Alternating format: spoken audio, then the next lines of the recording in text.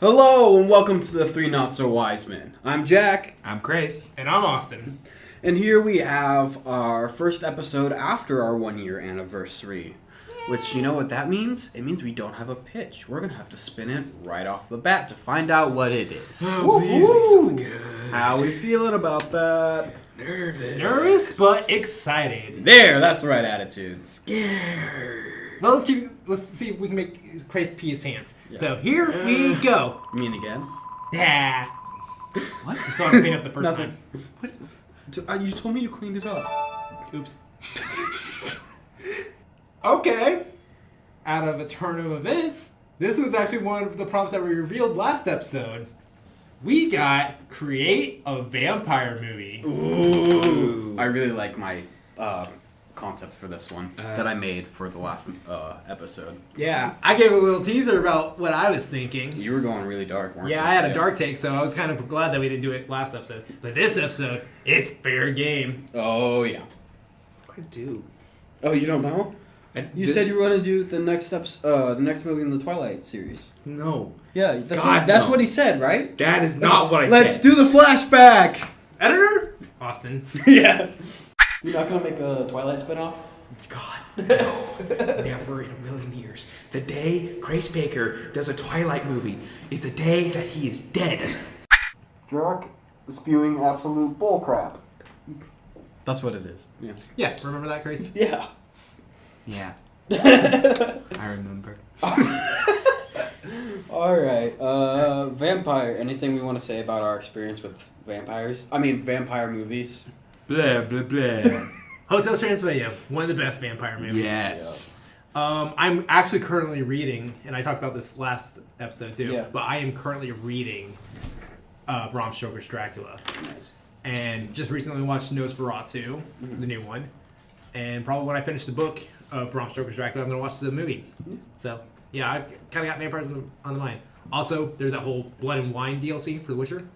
Yeah. All dedicated to vampires, so that's pretty good. I like the vampire DLC for Skyrim. I really like that one. Ooh, The Dawn Guard, thank you. Have you heard of the Dawn Guard?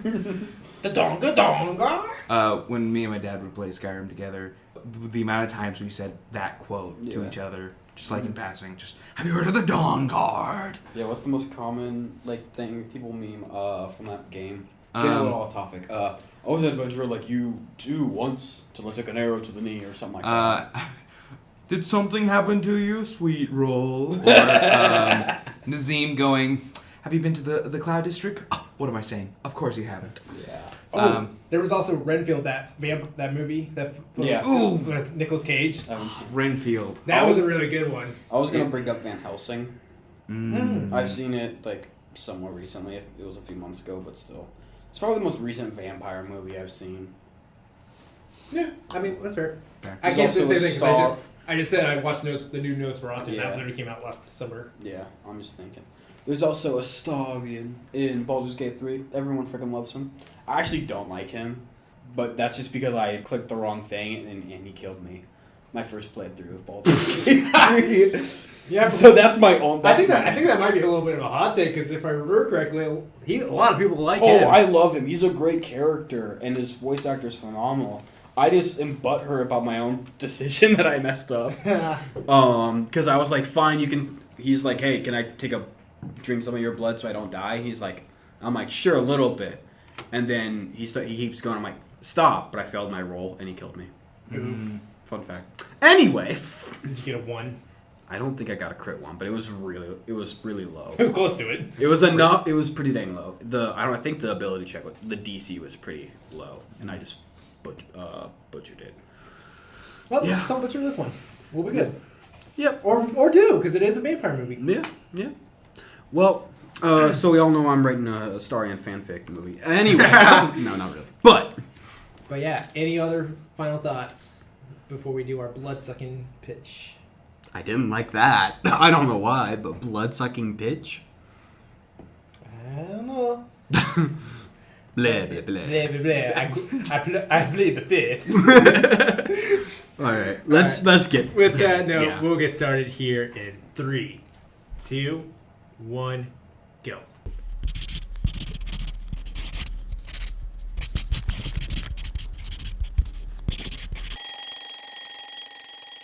And time. Dang it. I don't have an ending written. Oh, God. Oh, my gosh. I was way too ambitious with this one. So was I. It's good. I It's wasn't good. even super ambitious. I just didn't get it down fast enough, I don't think. Oh, never mind. I'm looking at what I wrote. I got too ambitious. I put in too many details, I guess. Because I've got almost a full page, just like of full text. Yeah, this is definitely one of my more artsy films that I'm pitching because I referenced an actual painting. And so I was a little bit more detailed on that. Yeah. And there's just, you know me, I like some cinematic shots, and there's quite a bit of cinematic work on this one. Yeah. But I still got 4 pages, so I'm still pretty impressed with that. Yeah. Granted, like 2 of those pages are just 2 scenes. Yeah. Grace, how you feeling? You're kind of quiet.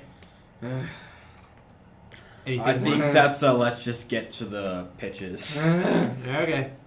I'm gonna go. Yeah. All right, here we go. What's your prediction, Chris? Who's first? Austin. That sucks, Grace, because it's you. God, the wheel loves me. All right. Second. Who's going second? I really Alright. hate the wheel. Following Grace will be... Jack, are you hoping it's me or you? Honestly, I don't mind either way at this point. Okay. I prefer middle just because I'm always middle, but.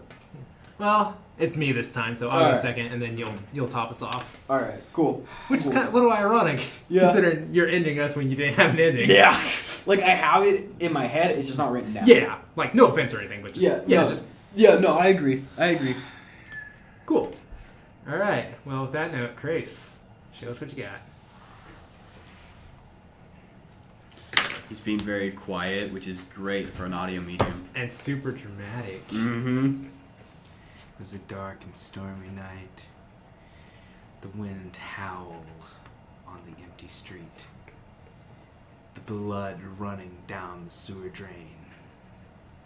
Ah, ah, ah, ah. Welcome to Murder on Sesame Street. My gosh. I had a feeling, but like, goodness. This came from a joke. Yeah. Did you just not come up with anything else? I couldn't get anything else. Oopsie. Sorry. That's Austin spinning so he can skip this pitch. What was the next pitch? Oh, yeah. The tagline is, "Can you tell me how to get out of Sesame Street?" I actually kind of like that. Yeah. Can you tell me? I can see how that to playing in get out of trailers. They can be playing like a super dark and serious version of it. Can you tell me how to get out of Sesame Street? Anyways, so Murder on Sesame Street. Yeah, we got that part. What's next? Yep. I'm getting you. Wow. Slow down. Dude. So I've never heard you the talk open- this slow. Hey. Okay. The movie starts up with Elmo sitting on a beach in Florida. Okay, and he's trying to live a normal life, trying to get away of Sesame Street. So I have this set like after Jim Henson died, like canonically. Canonically or really? Like, literally? Both. Okay. So basically, I've seen like 2 episodes of Sesame Street, dude. Jim Henson is the guy who created the show. Okay. Okay. So after he died, there was a lot of like discourse on Sesame Street. Mm-hmm. A lot of the Muppets weren't doing so well. Some of them decided to stay and kind of make a life for themselves, while others decided to leave to find better lives for themselves. Elmo is one of those people that left. Mm-hmm. He's sitting on a beach in Florida, just minding his business, and a familiar furry shadow looms over him. Mm-hmm. Grover. Mm-hmm. I don't know how to do Grover's voice. I don't know his voice. I can't remember. I don't remember much from Grover. Anyways, he shows up and goes, "Elmo, I'm sorry to do this to you, but I need you to come back to Sesame Street.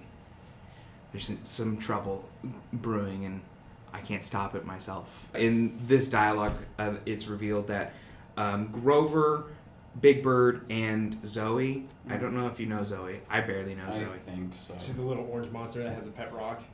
Okay. Yes. I'm gonna go off of that. So Grover, Big Bird, and Zoe all stayed behind to help some of the other Muppets, like basically be the therapists. And there was some trouble brewing. Grover doesn't really go much into it, but he's like, listen, me, Big Bird, and Zoe can't like handle this by ourselves. We need our flagship. We need the top dog. Yeah, we need top dog. And Elmo goes, la la la la. Well, I'll think about it, but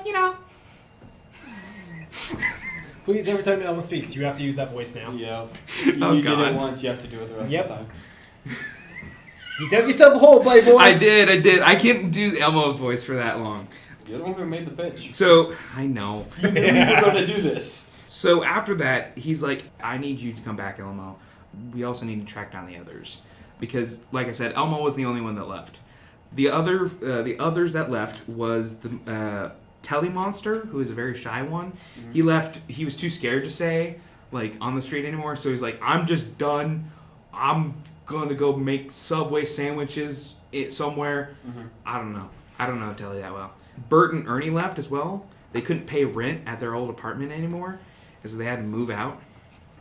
Are they still roommates? Yes, they're still roommates. Now, are they roommates or are they roommates? They're roommates. I see. They're never actually confirmed to be roommates. Just saying, you can take creative liberty. Anyways, the other character who left was the final Muppet was Abby. I never know how to pronounce her name. Just Abby. Yeah, Abby. She's like the daughter of the fairy godmother, and she left because she was like finally promoted to like full fairy. So she was like, I can't stay on Sesame Street, deuces, and left to go do fairy work. So they round them up and they make their way back to Sesame Street, and they get back, and who do they find in the street all by himself? Oscar the Grouch. Hiding in some of the trash. I'm turning pages. Hiding in the trash, being like, you guys need to get away. It's not safe here. Leave before you have a chance. And he's played by David Harbour, right? I think. I don't fucking know. I know, I make it an a reference to an sketch. SNL sketch where he played, it was like a nitty-gritty. It was a play on the Joker trailer. Yeah, but it was Oscar the Grouch, and it was played by David Harbour. Okay. You know how Pedro Pascal did Mario? He made like a Last of Us version of Mario. Okay. I'll show you the book. We'll show you. Yeah, show me later. Yeah. But Oscar's on the street, just like covered in garbage, being like, you guys can't stay here. After Grover left, things got real bad. The Count was set free. He's roaming around Sesame Street. Baby Bear was the first one to go. His parents cried for days. Okay. Then he came for the parents. He came for the parents. And Elmo immediately goes, well, fuck. How are we gonna get the Count back into his cell? You know, we locked him away because he was killing everyone and counting us off one by one. Soundbite. He was counting us off one by one. So they decide to go to the Count's castle to go stop him and lock him back away, and so they can take care of the Sesame of the street. As they start making their way, all of a sudden, just from the air, one of the Snuffleupagus, what are they called? Snuffy? Yeah, Snuffy. But what's the species called? Like Snuffleupagus? Yes, Snuffleupagus. Snuffy the Snuffleupagus just falls from the sky, dead. Jeez! Onto the street. Snuffy's bigger. I remember what it was. Okay, he's bigger than Big Bird, so that's... Yeah, I remember him. I know what he looks like, barely. Yeah, and no, they don't see him, but they hear the Count's voice going, ah, you should leave while you have the chance, and count your blessings, ah. 0. At this point, funny jokes made by Krais. 0.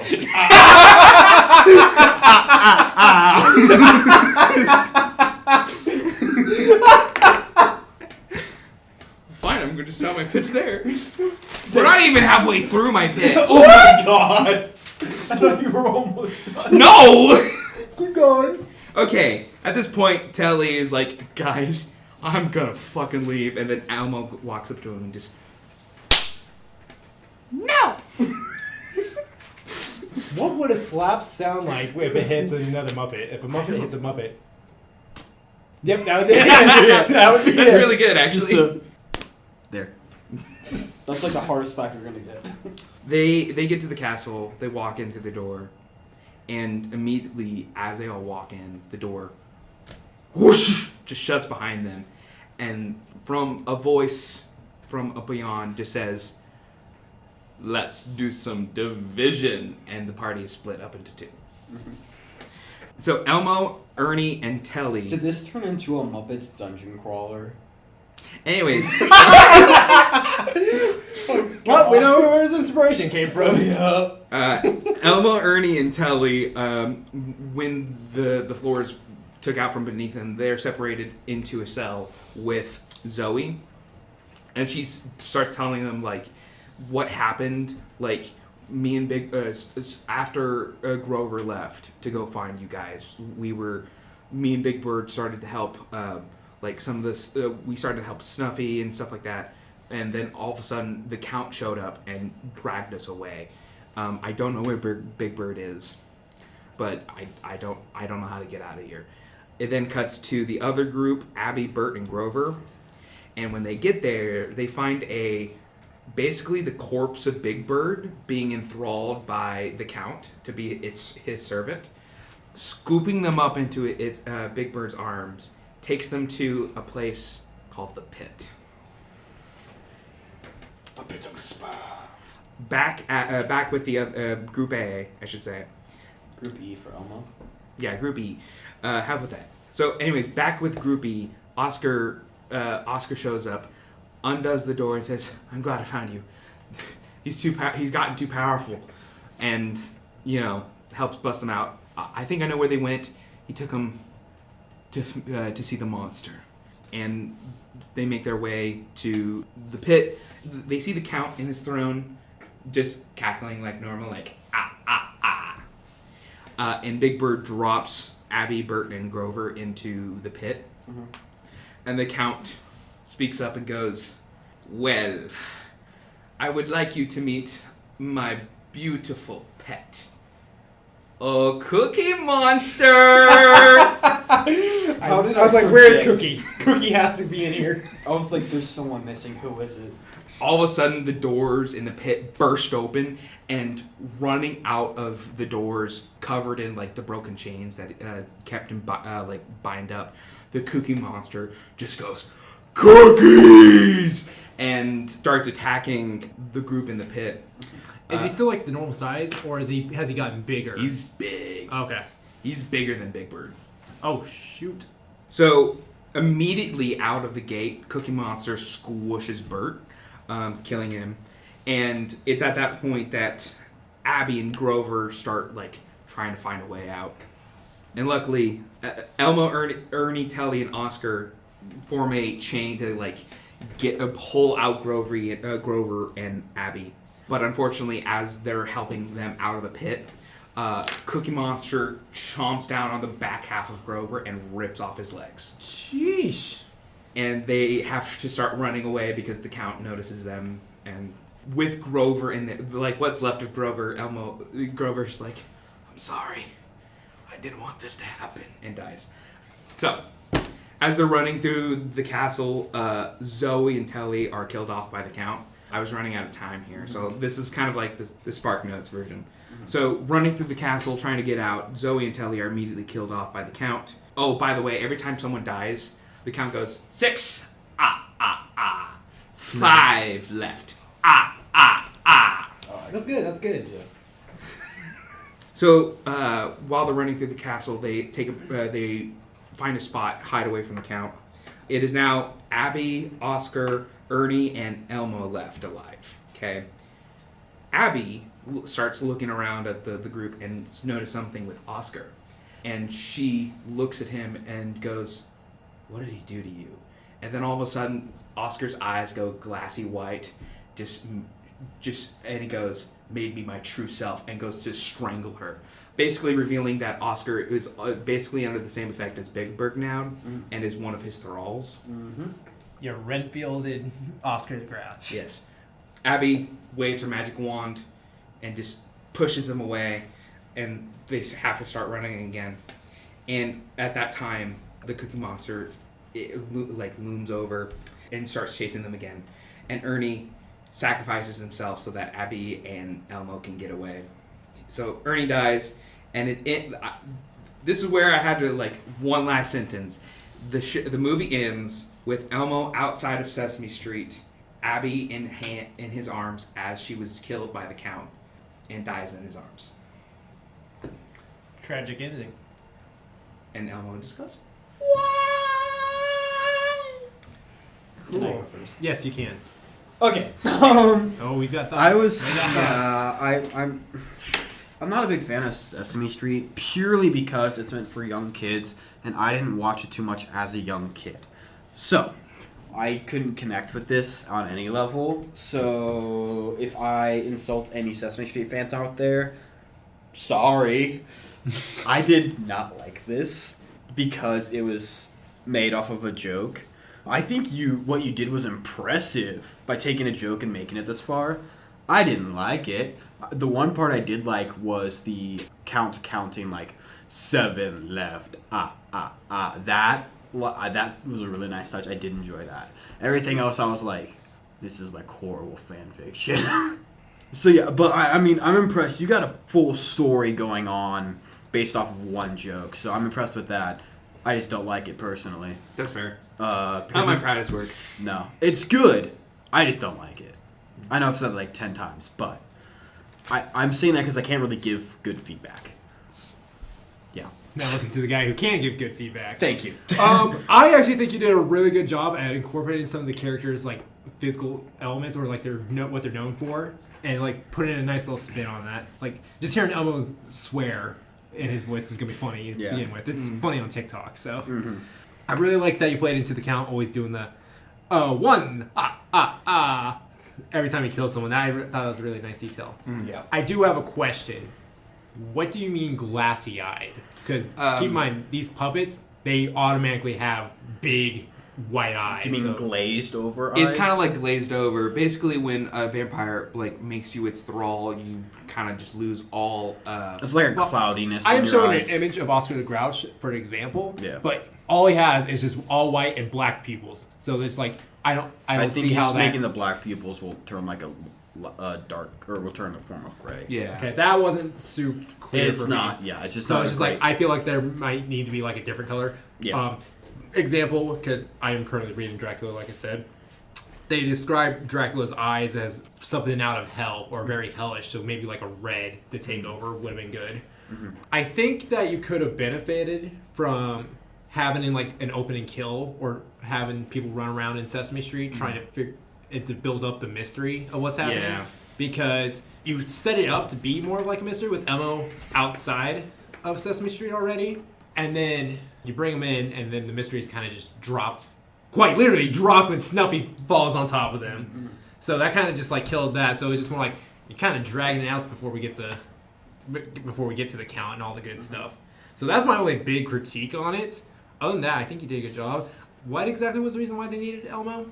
Elmo was kind of the head of the group. I never was able to touch on to it, but what it was, since Elmo was Jim's second right hand man. Mm-hmm. He took care of a lot of things, and then when Jim died, he took it really hard, and he couldn't stay on Sesame Street anymore, so he left. I think that's another thing that didn't fully work for me. I like the idea of it. It just I feel you needed to go back to Jim Henson a little bit and see what if Jim was probably holding the Count back or something. That his death really set things off. That's it. That's what's implied, but I never was able. Like I said, I wasn't able to write that out. But yeah, that like I said, at face value, I like it. I always enjoy seeing my childhood ruined in certain ways, intentionally not ruined, but intentionally twisted, so that way it's a little bit more evil. I get a kick out of stuff like that, but yeah, I think there's some stuff that need to be fixed under the hood. Base value, it's good. But yeah, I guess with that note, we'll move on to mine. Yep. Cool. So the title of my movie is London's Long Nights. Oh, this is going to be a really dark one, right? Yeah. All right. I'm So, preparing for that. Yep. Should have put a disclaimer before we started. Sesame Street. Yeah, before we started doing the pitches in general, I should have put a disclaimer. Heads up, there's some dark imagery in this, and there's a lot of talk about blood and stuff because it is vampire related. Yep. So, heads up going forward. Yep. But yeah, my synopsis is in 1855 London comes under siege by vampires led by Count Dracula, who has put a spell over London, trapping it in an eternal night. Now a group of survivors led by Van Helsing must give their all to take back their home. The movie opens on a dark, foggy night by a pier. A boat slowly creeps toward the shoreline. After the ship runs aground, we see a man with a long dark cape walk down the dock, where he pauses to see the newly built clock tower. Fun fact, Big Ben was built in 1880 or 1853, so I just said it 2 years after it was built. Nice. But he looks at the tower and says, "My time has come." He continues his walk forward into the night, into the streets of London, and the camera then pans over to the left to see a hand hanging off the side of the boat, with hovering over a nameplate of the ship with blood running down the sides of the ship. The nameplate reads, the Demeter. The Demeter is the boat that Dracula traveled by to get to London in the book. Thank you. So those who know about Dracula will get that. Yeah, I need to read the books. I really want to. Anyway. They also made a movie about it too. Yeah, that's right. And then the next scene, we are introduced to the characters at church. We have Alexander, I didn't bother with last names. Alexander, Thomas, Father James, and Sister Maggie. Those are the only ones. There's probably going to be more characters, but those were all the ones I had time for. Mm-hmm. This is kind of just our scene to get to know who these characters are and stuff. Big thing to take away is Sister Maggie, although being a nun, she did practically raise Alexander and Thomas. Mm-hmm. At about noon, Dracula performs this ritual that turns the day into night, causing vampires to come out, so put in an eternal eclipse in front of the sun. Mm-hmm. A man in the alley is looking at the full moon when he is jumped by a vampire. A police officer is walking down the foggy streets when he hears the ruckus, and then he sees the vampire drinking the blood of the homeless man, and then he backs up when the creature stares menacingly with its dark red eyes, and he begins to back up and turns to run, but is quickly stopped when another vampire jumped from the roof and began feeding on the officer. Soon after that, Van Helsing comes in to aid in the fight, says, "Hey, we got vampires, I know how to stop them." So after a little bit of, there will be some more scenes in there, filler stuff. Anyways, we see Dracula, next scene we see Dracula turn small bats into giant vampires that can fly around. After he does that, and we see the huge disgusting transformation of the bats growing, we see a great shot of the blood moon that has grown behind the Big Ben, and we see the giant vampire bats flying around Big Ben. Mm-hmm. Oh, that's a cool shot. Mm-hmm. That's a poster right there. Oh yeah, that's gonna be my poster shot. Yeah. Okay, here's the dark one. At some point in between the now and whatever I just, like the vampire scene, or maybe before that, at some point, Van Helsing, Thomas, Alexander, and Father James lead a rescue party, and they take civilians, and a lot of them being children, and they bring them to the church for safekeeping. Mm-hmm. Back at the church, Sister Maggie walks along the aisles and comforts the children, trying to relax them. We then hear a window break, and she quickly takes the children to the back of the church and leads them to the cellar. She then takes off her cross necklace and hands it to a boy, telling him to be brave and to hold it up if someone were to come in after them. Sister Maggie then walks back to the pew to where she finds Thomas standing in front of the altar. She has a nice conversation with Thomas, and Thomas thanks her for being such a great mother figure to him, even when he didn't deserve it. He then apologizes. When she asks for what, he turns to her, revealing his sharp teeth and hell-raised eyes, and we see him lunge at her. Just as it happens, we see Van Helsing, Father James, and Alexander walk into the church, where we get this shot of Thomas drinking the blood of Sister Maggie in front of the cross, with her leg twitching and blood running down her shawl, recreating the dark image of Marion holding Jesus on the cross. I'm gonna look at that. Got the image right now.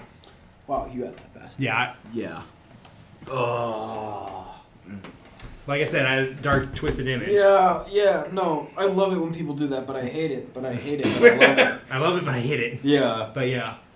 Alexander sees what his friend has become, and he lowers Van Helsing's crossbow, and he takes the stake from Van Helsing and has a short little fight with Thomas, but he finishes him off by taking the stake and stabbing his friend through the heart.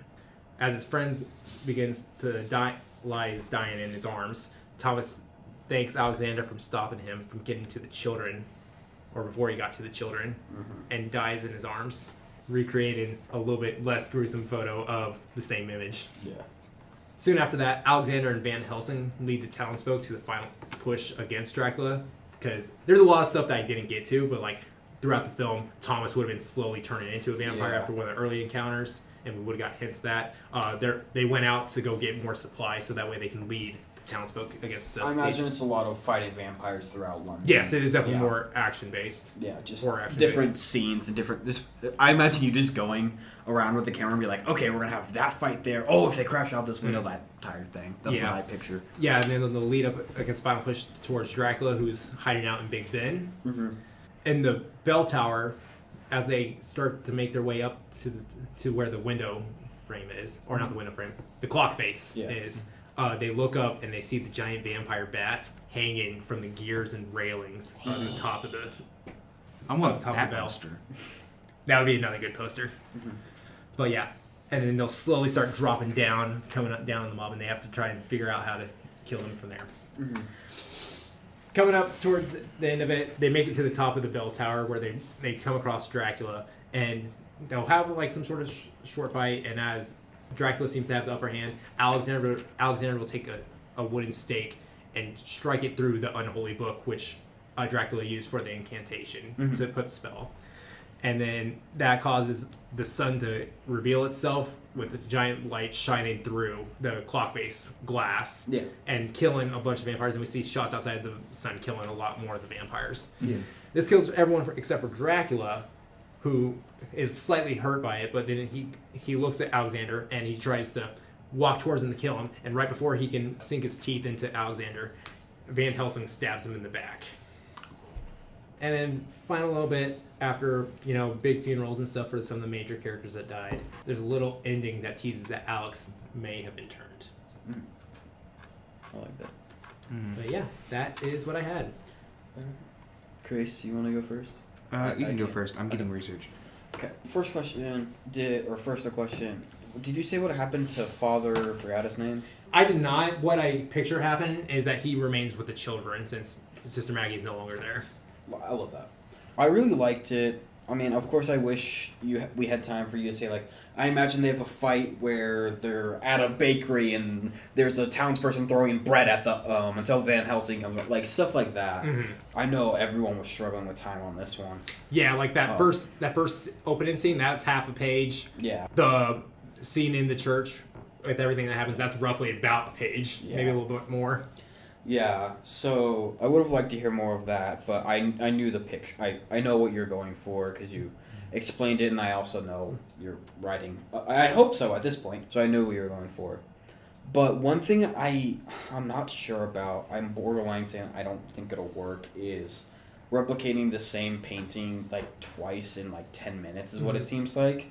It feels like it would take the impact out of the Sister Maggie death. So I think like maybe either a different painting and don't make it as obvious, or just have something. Or it would probably be a little bit closer to the painting of Jesus Christ after the cross. Like that's the same thing with Mary Magdalene holding him, but it's a little bit more of a wider shot. Yeah. With where you can see like you would see the whole church. Yeah.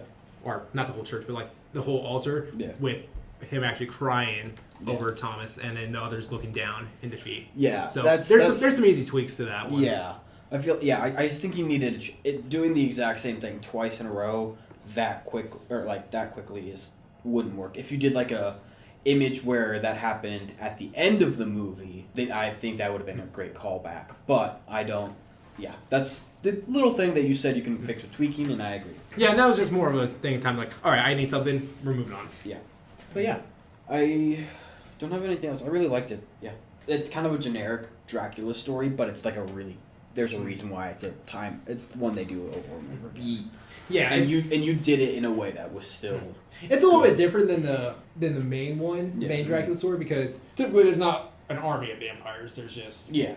But it's a little bit more artsy, so I think that's what's going to help it stand out, because it's got good action scenes, but it's also got some really good visuals. So that's what I think the standout would be for it. Yeah, I agree. I think this would be great. You did a really good job of doing something original with something that is very overdone. Mm-hmm. And when you said it's just it's a story about Dracula, I got a little worried because I can think of 3 different iterations of Dracula right off the top of my head. I mean, the Renfield Dracula from Hotel Transylvania. I'm sure there's more. I can't think of the third one right now. Technically speaking, Count Orlok, the vampire in Nosferatu, is exactly Count Dracula, but they couldn't get the rights to that, so he's just a little different, but it's basically the same story. Yeah, and some of the research we did was Dracula in different adaptations. Apparently, we haven't had a Dracula movie since 2023, so Oh yeah, The Last Voyage of the Demeter. That movie and Renfield came out the same year. Oh yeah. And apparently something called El Cordon, I don't know. Point is, Dracula is used a lot. And so it was nice to see a version of Dracula's story that wasn't, it felt original enough that I really enjoyed it. Yeah, one thing I didn't get to go into, but I kind of wanted to make Dracula kind of like a scientist as well, which is why he's the one creating it'd be like some sort of weird potion work or alchemy that creates the giant vampire bats. I see. But yeah, I just think you did a good job with it. Yeah, if anything, it would be very similar to the newest Nosferatu film, where it's definitely my take on a Dracula movie. Mm-hmm. But yeah, I'm not calling it Dracula, and I'm cutting out a lot of the other characters too. But yeah. All right, so Jack, how you feeling? Let's get this done. So mine is another Dracula story. Similar. Well, it's called The Children of Dracula. It is set in the near future. So I'm going to start with this opening, and then I'll elaborate. A funeral procession. Hundreds of monstrous beings in attendance. Humans held together by stitches, werewolves, zombies, and other beings of the night. All here to pay homage to the king of the night. In a massive, grandiose coffin, Count Dracula has finally fallen into eternal sleep. No longer a living dead, but simply dead at an unknown cause. Interesting. Yeah. So in the near future, Count Dracula has finally died, and no one is exactly sure why. And I will remind people, I did not have time to write an ending on paper, so I will give you what I have, and then we'll decide if you want me to continue going or give me feedback, and then I'll elaborate in the feedback. Alright, so let's just get into it. So that was our opening scene, and then we go into a smaller funeral in the woods behind Dracula's castle. A handful of figures stand around a grave full of ash. 2 young vampires, a human whose neck is covered in fang marks, a woman in a black veil, and an undead servant holding a shovel. After a few moments of silence, the human nods and the servant begins covering the grave with dirt. Dragos, son of Dracula, finds a spot behind the castle and pulls out a cigarette. As he lights it up, a voice from behind him says, "Those things will kill you." Dragos gives a fanged smile to his sister Florina. She tells him Nikolai, the human, is waiting for him in their father's office. Dragos sighs and stomps out the cigarette. In Dracula's office, Nikolai sits in the main seat looking through some papers. Dragos remarks how he should kill Nikolai for sitting in the count's chair. Nikolai makes a joke about how Dracula never once sat in the office chair doing paperwork. And Nikolai basically says, "Dragos, you're inheriting this throne. You're now king of the knights." Dragos laughs and says Florina would be better suited, and Nikolai, although he agrees, hands Dragos Dracula's will. Dragos is to be the next king. Next, we go to Florina is watching the funeral procession in honor of Dracula on a massive TV sitting very out of place in Dracula's castle, along with the woman behind the veil. The woman is revealed to be her mother, Mara, the newest wife of Dracula. Florina is worried someone will question their authority as rulers of the night and a war will break out. Mara reminds Florina that they are the ones who cover the sun, making an eternal night. Another classic Dracula thing. Since this is set like hundreds of years after the original Dracula, and I don't know the original Dracula, I took a lot of creative liberty. Yeah. So let me be clear on that. Yeah, no, that's not what I'm making a face for. Okay. Is it the time period I said it in? No. Interesting. Okay. So Florina says that even the undead have short memories. Mara can say nothing else. She is too grief-stricken. Next scene, Dragos is looking up at Dracula's throne, what is to be his. Florina enters, and they talk about how, he's not ready for this. Not that he will ever be. He is not suited to be king. I realize what I was thinking about. They're good. Keep going. Okay. It's gonna be a feedback thing. Just know that. Okay. I realized halfway through I had done this plot before. Yeah, that's my thing. It's like, I know this plot. Yeah. I know this plot. I said that as I was writing. I was like, crap. I was like, too late now. I know exactly which plot it's from, too. Yeah. All right. Because I helped you write that one. It's the same plot for what we used for KCACTF, Device Theater Project.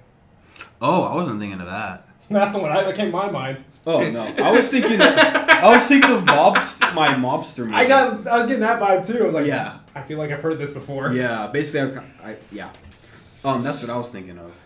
All right, where was I? Okay, I'm gonna go back to right. Dragos looking at Dracula's throne, what will soon be his. Florina enters and they talk about how he isn't ready for this, not that he would ever be. After sweet moments they share, a crash is heard. Before they can exit the room, many figures barge in. A band of humans led by a woman in red. The woman introduces herself as Kella, a human with an affinity to killing vampires. The siblings are about to fight back until more humans drag in the body of their mother and a very beaten up Nikolai. Nikolai tells them to flee before getting his throat slit by Kella. As they turn into bats and flee, Dragos and Florina escape to the woods. They are chased by humans and werewolves and other beings of the night vying for power, and using guerrilla tactics, hit and run, they end up killing off their pursuers. Finally, when they have a moment to catch their breath, they decide to go to one of their father's oldest friends for help. In a hovel far from anyone and anything, the siblings find an old man sketching in a book. He doesn't recognize them at first, but in a moment of clarity, he sees them. They realize Dr. Frankenstein is losing his memory. After taking care of him and settling him in, they find in one of his sketchbooks an image of Kella. I imagine the whole taking care of him thing would include conversation to be like a whole big scene of world building. But they find an image of Kella. Beside it is a journal entry saying how she tortured him into making her a weapon that could kill anything. They realize this place isn't safe and decide to flee immediately. But before they can, a massive beast crashes into the place. A skeletal dragon flattens the hovel, Frankenstein still inside, and the dragon tries to kill the siblings. This is when, we have 30 seconds left. Can you tell? Because it goes, Florina kills it with cunning. The siblings run onto... I'm going to actually elaborate. So the humans continue their running, trying to figure things out, and they stumble upon a human farm. Pretending to be other humans looking for a safe retreat from the war going on, the human farmers give them shelter for the night. And there's a cute moment where the farm girl has a crush on Dragos, and she kind of hints at making a move at him, and he's just like, you're sweet, but you're human, and I'm also hundreds of years older than you think I am. And after feeling safe for the first time in a while, they fall asleep at the farm. The next morning, however, they wake up to a horde of undead marching on the farm. They aren't quite there yet, so the siblings prepare, and they end up tearing through the zombies, ripping them to shreds in a fury of all they've lost, scaring the humans and having the humans basically kick them out, screaming for fear of their lives. Finally making their presence known to the world, the siblings march in Transylvania up to their castle, backed by their people. At the gates, they are met with the zombified body of Nikolai. That's all I was able to write down. How, just in a short way, how would it end? How it would end? Big battle. Florina dies. Dragos reluctantly takes the throne. Okay. Okay. Super simplified version. How does Florina die? Basically, what it was is the weapon Frankenstein made Kella was a dagger that when it kills, it can either kill someone or basically enthrall them. Okay. And she enthralled their mother and zombified Nikolai. It's enthralled her, basically controlled their bodies, and Florina and Dragos had to fight them, Florina fighting their mother, to try and get to Kella, and Nikolai dies again, but Florina can't bear killing her mother, and her mother kills her as she kills Kella. In this one big finishing move, essentially, and then once Kella dies, Mara, their mother, is able to fully die, and Florina dies from her wounds. And there was going to be a sweet moment with Dragos. I can't remember exactly what it was. That was my idea. Okay. And then Dragos, the last shot of the movie would be Dragos letting go of his dead sister's hand, looking up at the throne, slowly walking up the steps, turning down, and sitting in the throne. That's what I would have written. But I would have gone into more details about the weapon and the final fight. Yeah. Get that. Krais, you want to go first or you want me to? You can go first. I'm not proud of this. Tear it to shreds. I know you're going to. It's not bad. Mm-hmm. It's definitely a rehash. I will say that. Like that, we've made that obvious. Like I definitely picking up a lot of the stuff that you did in the mob story. Mm-hmm. Like even the ending of like the son reluctantly taking the chair to take his father's place. Yeah. And it was Empire. Yeah. Yeah, that was like, yeah, there's that one. There's some of those like division moments and suddenly big action scene happens. Yeah. There was like that. And then there's, again, some of the stuff that we did with our device theater project back at KCCTF. Yeah. And for reference to that, that's a short story that Jack and I wrote with Danny and some others at the conference. But that's why that was one of the first things I thought of too, because it was a little bit more recent. Yeah. But yeah, so there's just a lot of repeat stuff that we've heard before. So, but that's obvious, so I'm not gonna like completely downgrade you on that. Yeah. Oh, I never explained how Dracula died. Yeah, but it's I have a reason, but I didn't. So. yeah. The other thing is, I don't think it's a negative for me, at least not at the surface level. And maybe it might be depending on my mood on the day or something. But I'm overly cautious about the inclusion of the other monsters, just because it takes it away from the vampire thing. I think it works for what story you're telling. Yeah. But I'm thinking of what other people would expect when they're expecting a vampire movie, and then they're seeing like a bunch of other monsters in there. That might just lower the quality of a vampire movie instead of it just being a monster movie. And I get that. That's why I don't hate it, because the focus is on the vampires. Yeah. That's why I'm not like saying it's a bad thing, but it's just a thing to have in mind. I'd counter with people consider Twilight a vampire movie more than anything else. Yeah. And it's like half of the characters are werewolves. It's just the main focus is vampires. Again, and yeah, that's what. And Twilight again isn't one of the better examples of a good vampire movie. Yeah. To be fair. Yeah. But it's just like it's one of those things. Just keep that in mind. Yeah. I know that it's always fine to blend those lines, but some people might dock that. I'm not docking it, but it's just like that might be a good thing to point out. Just consider like in movie reviews, it'd be that mixed aspect. So it's like might work for some people, it might not for others. It works for me, so I think it's all right. But yeah, those were my only big things. A lot of it is just this. I've heard this story before, and it's a repeat. But I do like that you did try to put a spin on it and didn't tell like a classic Dracula tale, because you caught my attention when you said, "Oh yeah, Dracula's dead." Wait, what? Yeah. So there are good elements in it, but yeah. Yeah, as I think your subconscious might have just had a little bit more control over this script. Oh, for sure. Because once we got to the after Dragos left Nikolai's office, I was like, Oh, I did that. Nikolai did bring a question. Yeah. Why was he human? Like, what was he again? Yeah, he was human. So basically, what he was I forgot the term. I guess thrall. Basically, he was Dracula's. It was the human Dracula liked to drink from most. And so he kept Nikolai alive And after a while, Dracula just started talking to Nikolai and getting to know him, and there was a trust built, and Nikolai became his like big advisor, which is why he has the fang marks all over his neck as well. Okay. And he knows that Nikolai could never do anything to harm him or his family. They become codependent. Yeah. Okay. Yeah. Yeah. So basically, he became an indisposable servant that could die at any point, and it would just be an annoyance for the family. But Nikolai likes serving. He likes doing this job at this point. Okay, cool. That provides some good background. But yeah, overall, I think there's some good ideas in there. Mm-hmm. Definitely need a little retooled though. Oh, for sure. But I think there's something in there worth telling. As I was writing this, a few stories like Van Helsing came to mind. I was like, I want to steer away from that, and I started pushing ideas away, and I just kind of stuck into the mobster movie plot. Yeah. Sometimes it happens. It happens. Yeah. You do a lot of these. Like, what is this? 27 for us. So yeah.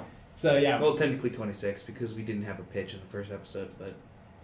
Well, 25 then, because we also didn't do one for New Year's, but that's besides the point. We've done a lot of these, so it's about time that at least someone had a little bit of a rehash. Yeah, somewhere. I'm surprised this hasn't happened before. Yeah, consider that we do 75 pitches total, and this is like the first one that we've had that's kind of been a repeat. Yeah. That we know of. Yeah. There might have been some subconscious ones, but that was the first one that really kind of stood out. Yeah. Honestly, even then, it's not that bad of a script. I don't think it's bad. It's just like, we've heard this before. Yeah. So I would say it's more mid than it is bad. Yeah. I will say I'm not gonna harp you too much. I'll be the angel on your shoulder. I think it was a decent script. I don't think you should box it away. I think it's an interesting story.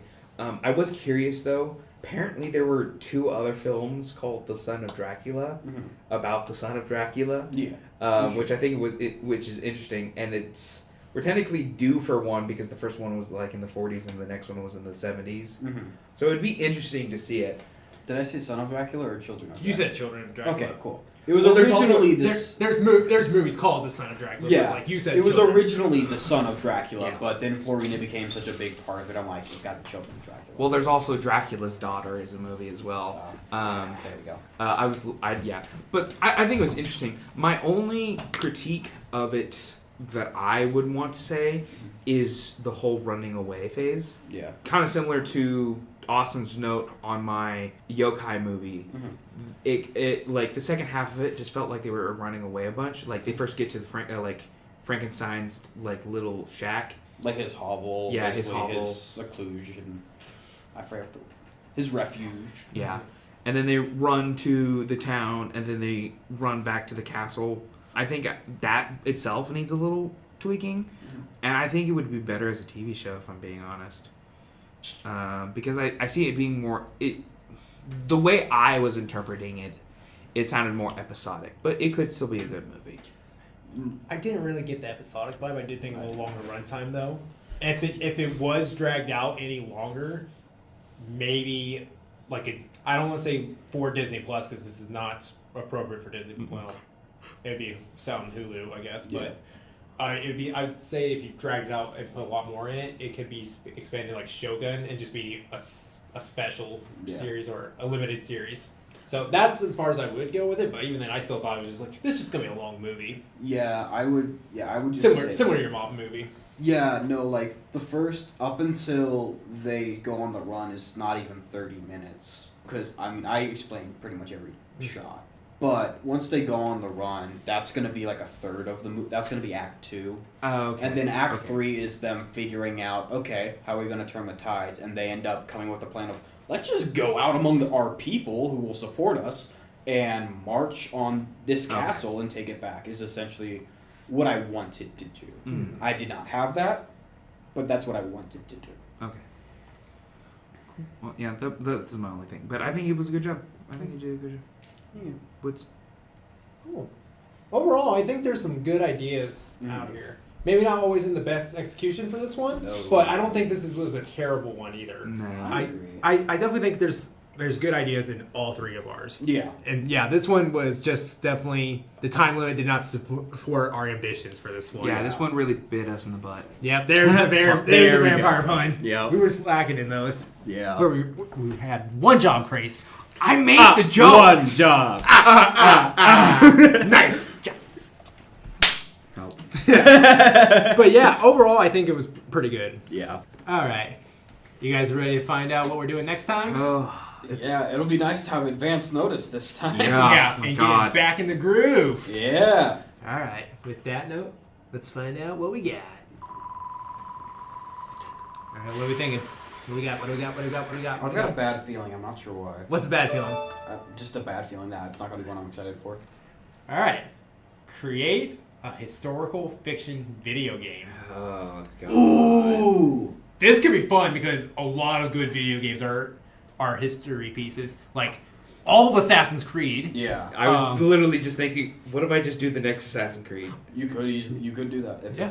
it's Yeah, honestly, yeah. Assassin's Creed's pretty much the go-to history one. Yeah. Then of course there's my favorite video game, Red Dead Redemption. Like those ones are Yeah. cowboy era. a lot of 3. Witcher's more high fantasy. yeah. So- A lot of the earlier But, Call yeah, of fantasy Duty has a lot set of, World like, War 1 and yeah. 2, mainly 2. Yeah, there's medieval parts of it. But Yeah. yeah, there's other stuff. Like one of my favorite war movies is a World War One piece told by the British side. It's Yeah. called 1917. It's the one-shot Yeah. war movie. Yeah, it's so good. Yeah, it's really good. But yeah, that is actually exciting to think about for next time. Yeah. Video game is the fun part to me. Yeah. Yeah. All right. I was nervous about that because on the wheel before it reveals, like it says historic. So I'm like, all right, it's either historical fiction video game or movie. I kind of want the video game, but I'm glad with that. Yeah. But yeah, that's what we look forward to next time. Thank you guys so much for listening to this episode. We hope you really enjoyed it. Be sure to follow us on Instagram, and also be sure to like and subscribe to our YouTube channel. We hope you guys had a really good time on this. Well, that didn't suck. Yeah. Well, you know what does? The blood. You can count on me to make a good pun. Why would you do this? Good puns made by Krais. 0.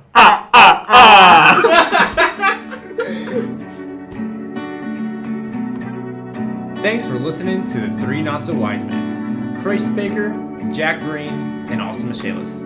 Shout out to Louis Trotter for the awesome theme music. Have a good one, y'all.